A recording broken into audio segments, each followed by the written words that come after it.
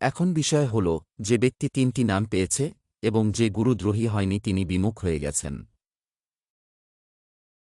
তিনি বিমুখ হননি, তার মানে ভক্তি ত্যাগ করেছেন। আনা কানি স্বীকার করতে শুরু করেছেন, একটু জপ করেছেন, কখনো সৎসঙ্গ করতে এসেছেন, কখনো আসেননি। এবং সে সব নাম অর্জন করেছে। তার সাথে কি হবে? ডাবভার্স দ্বারা চালিত। এখানে আরেকটি ঈশ্বরের জগৎ রয়েছে। ঈশ্বরের একটি ছোট সাতলোক আছে। সেই জগতে ঈশ্বর তার নিজস্ব রূপে বাস করেন এবং সেখানে সমস্ত আত্মাগুলি রাখা থাকে।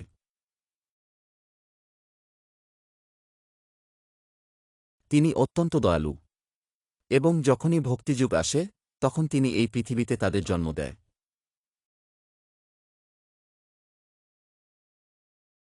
এর মানে হল, যদি আপনি কোনো যুগে কখনো লাভ করে থাকেন, তবে কিছু ধর্মীয় আত্মা এসে ঈশ্বর তাদের মাটিতে ধরে দিয়ে তাদের সমস্ত জ্ঞান দেয়, তাদের ভক্তি করতে বাধ্য করে, এবং তারপর আবার মানবদেহে শুরু করে।